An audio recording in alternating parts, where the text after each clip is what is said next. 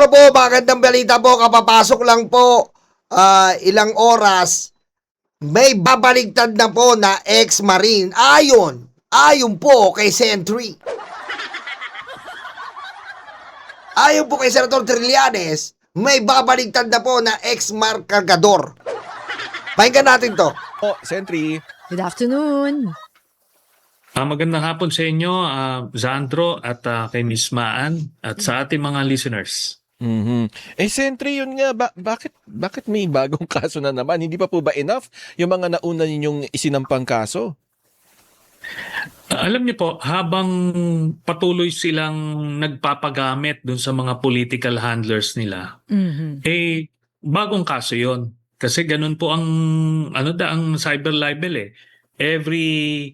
Every occasion na sinasabi nila yon would be another count Nako. ng cyber libel. Kahit iisa lang, Kaya- Senator, ang sinasabi. Basta't ibang okasyon. Hindi lang yon, iba yung sinasabi. Ay, oo nga pala. every occasion.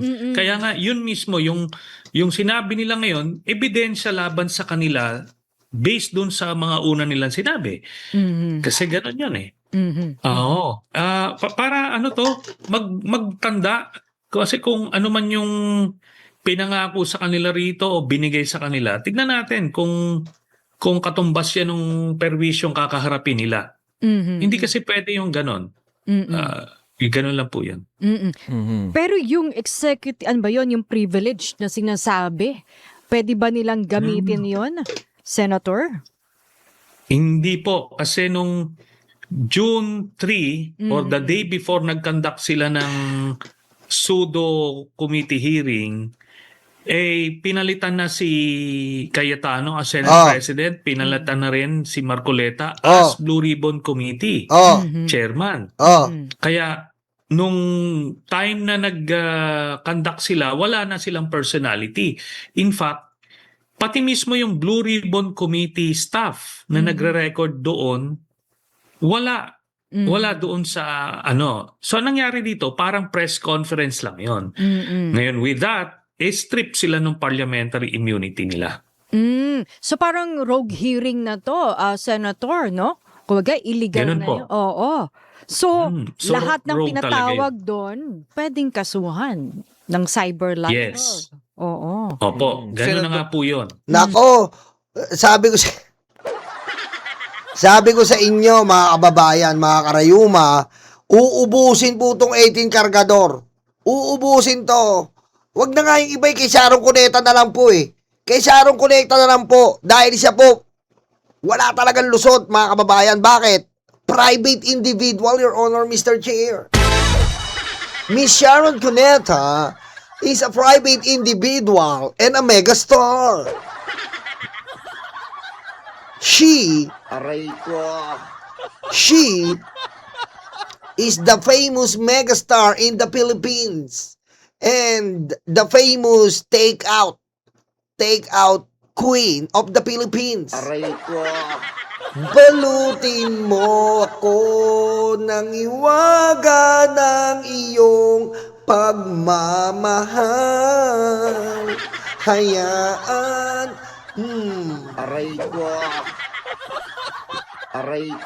Doon pa lang. Kasi po mga kababayan, mga karayuma, maaari pong pumalya ang mga nagkasong congressman. Bakit? Babanatan po ng freedom of speech. Babanatan po yan ng freedom of speech lang kasi nga po public servant. Pero kapag nagkaso po sa'yo ay private individual, kabaan ka na. Dahil hindi po yan public servant. Siniraan mo ang private individual. And ang private individual lang naman na kagkakaso sa'yo ay si Sharon Cuneta. Cuneta yon, boy! Ha? Cuneta yon! Megastar!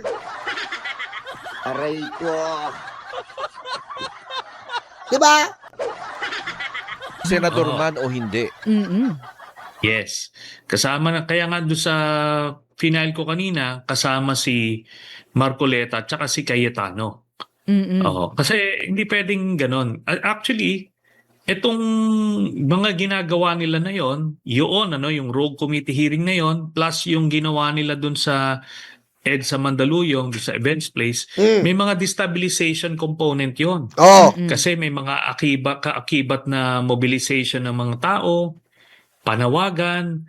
Kaya ano siya, it was meant to agitate the general public, hoping sila na magke-create ito ng outrage para people will start pouring out into the streets. Pero wala naman hong kadating-dating eh. Kasi nga, balubaluktot yung mga kwento, tapos kaya hindi nakapanipaniwala. Sa dami nung mga nakasuhan na po ng libel, may mga pagkakataon kasi, Sentry, na hindi lang hindi lahat ng 18. Yung iba pa isa-isa, pa dalawa-dalawa, lalo na yung mga mismong bumabanggit doon sa pangalan ng spesipikong personalidad. Sa tingin nyo, Sentry, hindi kaya pag nag-ipon-ipon tong lahat, parang maipit at maiwan sa wala itong 18 at baka mamaya pati pampaabogado problemahin din nila.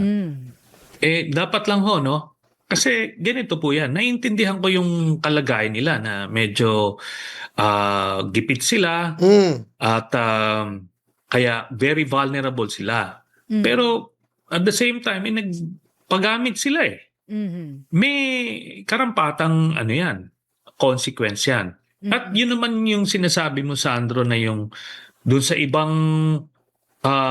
appearances nila, yung iba lang yung nagsalita. Pero doon sa affidavit kasi nila, pinagkaisa nila lahat eh. patay. Parang shared knowledge yun. Patay. O ngayon, Pero nyo, 800 billion po ang na-dispose nila.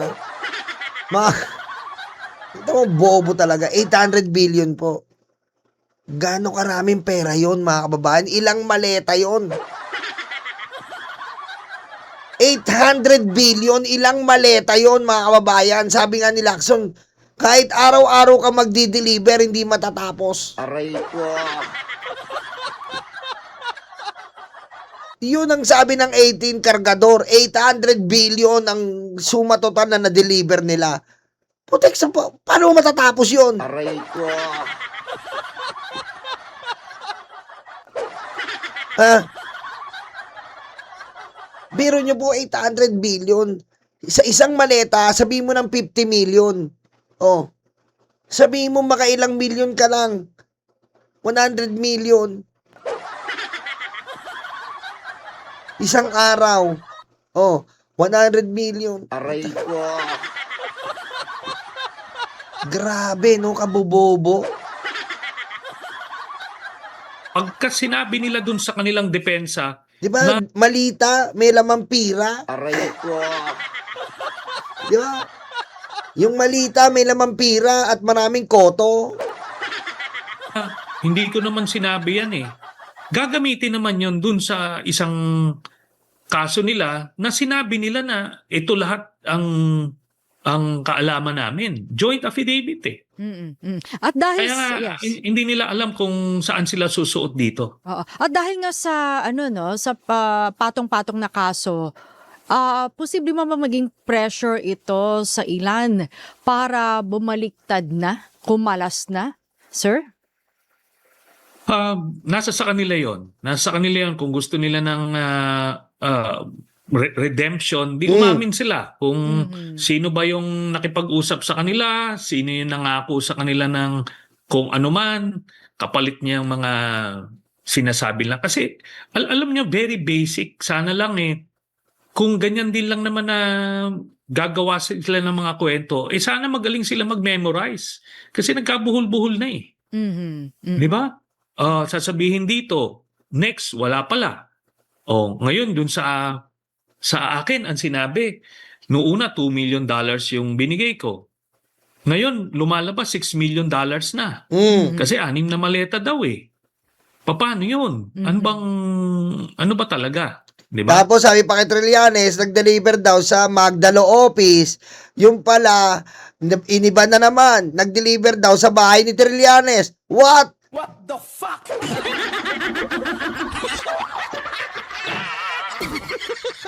Si Chis Escudero, dati hindi kasama, ngayon kasama na. Si Loren, aba, ligtas, safe na. Aray ko. Ibang klase. Ang lupit talaga. Ano lang, ang problema hindi alam nitong 18 na ito, yung pinasukan nila. Akala nila na parang social media engagements lang yan na Yes. pinupuri sila, binobola sila ng mga DDS.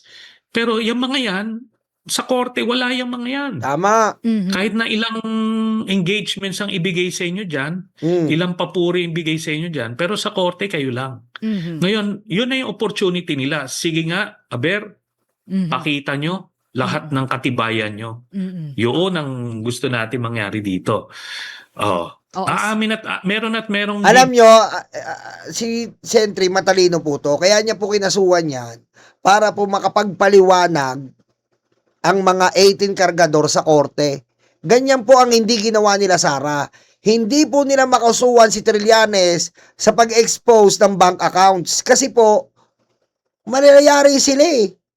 Kapag kinasuhan nila si Trillanes, papatunayan nila na peke ang hawak na bank account si Trillanes. Aray ko. Kaya hindi po nila makasuhan yan. Ngayon, ganyan po ang 18 kargador. Kinasuhan sila ni Trillanes para magpaliwalag sila ngayon sa korte.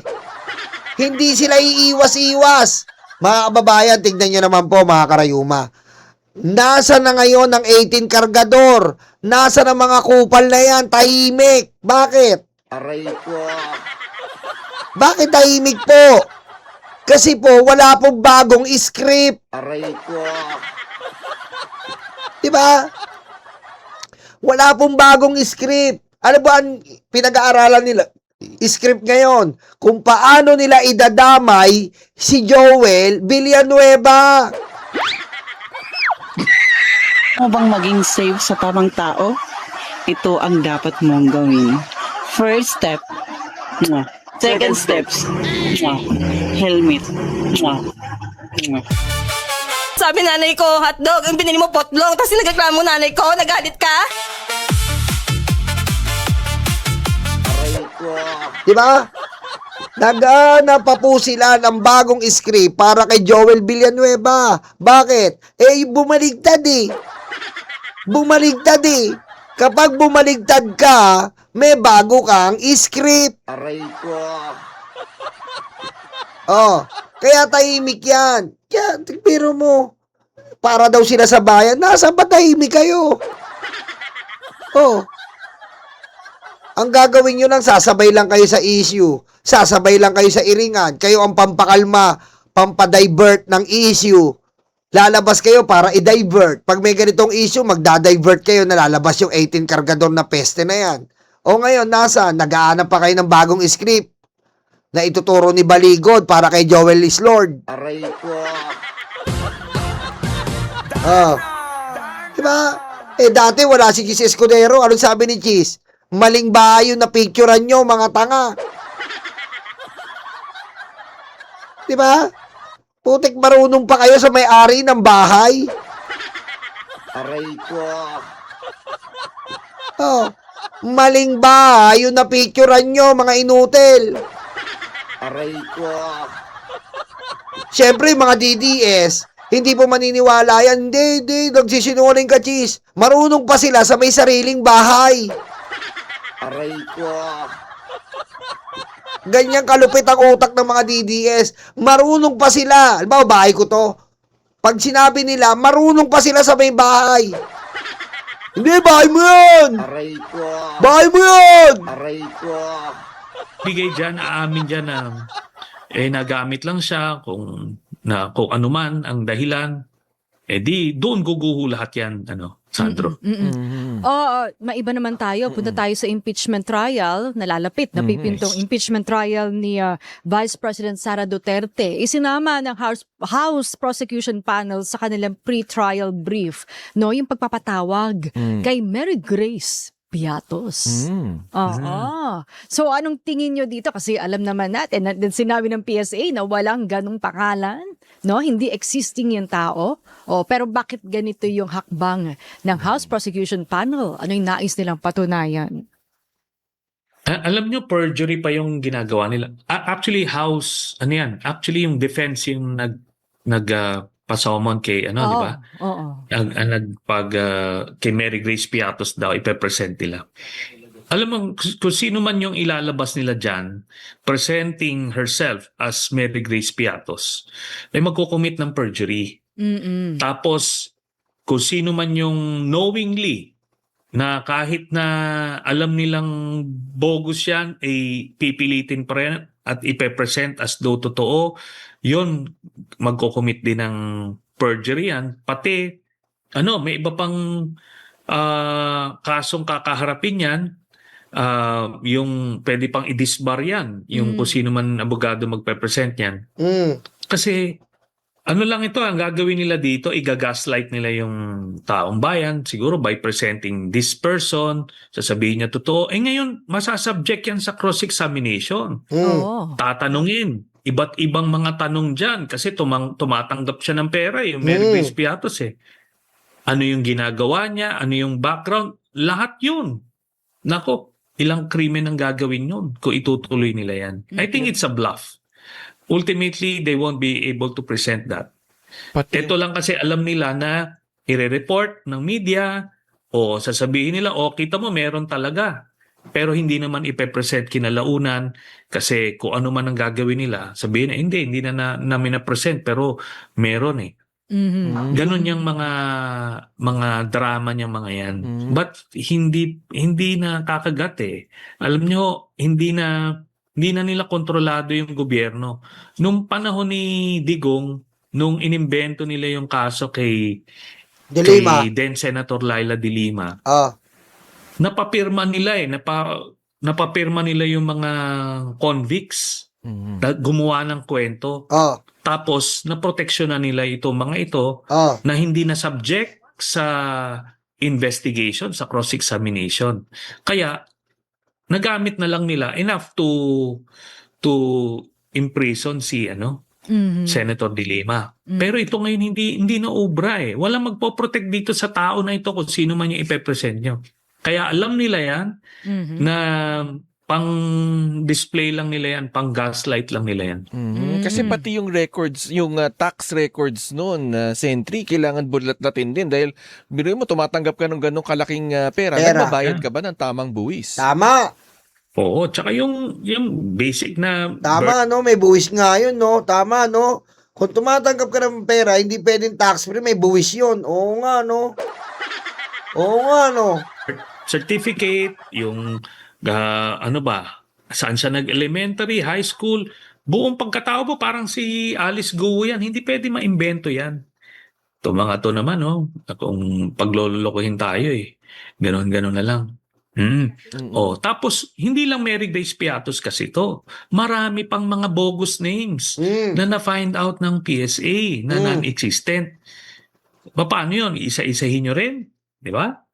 Yun ang problema nila. At saka, syempre, paano kung ang palusot, Sentry, mali lang yung pangalan, parang nickname, yung Mary Grace Piatos. Sabi ko nga, sige, ilabas nila yung kung sino man yung tao na yon, na kung sino yon, tapos isa-subject yon sa cross-examination. Mamimilipit yun. Hindi madaling magtahi-tahi ng kwento on the spot. Alam nyo, basic lang po yan mga kababayan. Si Mary Grace Piatos po, kung totoo yan, hinarap na po yan dati. Balak nga yang i-divert ni Bato, di ba? Sabi pa ni Bato, sa Davao, maraming Piatos doon. Tarantado no? Aray ko.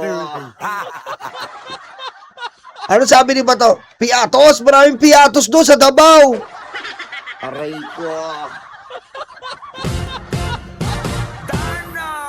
Sira ulo no? Alam nyo, kung talagang totoo si Mary Grace Piatos at yung true identity niya ay nasa sealed envelope gaya ng standard operating procedure, mga kababayan, mga karayuma. Standard operating procedure ayon sa batas, kapag kukuha ka ng confidential agent, is merong true identity, mga kababayan, mga karayuma. May true identity po yan, nakasealed sa envelope. Nandun po ang totoong pangalan niya kung confidential agent siya. Pero up to this time, wala pong Mary Grace Piatos. Bakit po? Yan po ay gawa-gawang chichirya ni Sara Duterte para makapagnakaw po siya ng pera. Dahil po, yung mga acknowledgement receipt nila ay ginagulang nila para ma-justify nila yung pagnanakaw nila. Aray ko. Yan po ang katotohanan dyan. Kasi kung may Mary Grace Piatos at yan ay confidential agent, meron po yan true identity. Kung ilalaban po nilang meron si Mary Grace Piatos at pangalan po yan ng confidential agent, yan po ang kanyang true identity, Mary Grace Piatos, tapos sila dyan. Number 1, wala sa PSA. Number 2, walang tax records. Kung yan ay totoong pangalan, Mary Grace Piatos. Number 2, kung ang Mary Grace Piatos naman po ay confidential agent, screen name lang niya, peking pangalan niya lang, hindi niya true identity, hindi pa rin sila lusot. Bakit? Hahanapan po sila ng sealed envelope ng true identity ni Mary Grace Piatos. Booking pa rin. Walang kawala. Ang may sala. Begador! Aray ko.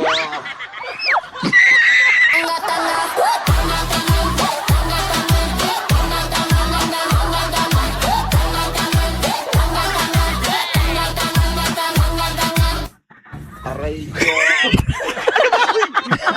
Diba? Wala pong kawala ang may sala. Kasi nga, either Mary Grace Piatos is real, Mary Grace Piatos is alias, kailangan mong patunayan. Pero sa timbangan, wala silang patunay sa magkabilang argumento. Aray ko.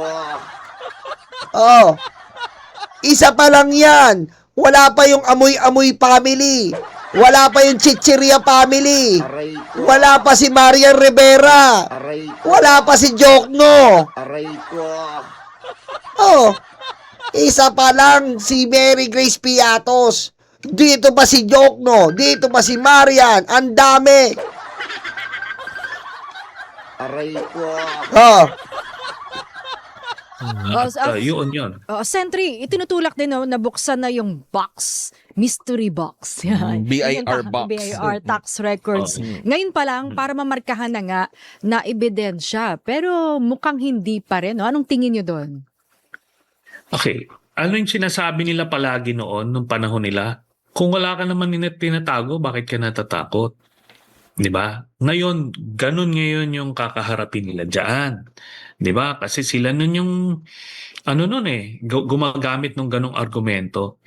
Ito kasi, very important itong BIR box na to. Kasi dito natin makikita. Kasi kita nyo, magkano dineclare nila Sara at Man Scarpio, almost 100 million pesos ang kailangang statement of assets and liabilities. Pero titignan mo yung background nitong mag-asawa na ito, di ba? Wala naman to eh. Una-una, hindi naman sila magagaling na abogado. Talagang yung kanila, pang influence peddling.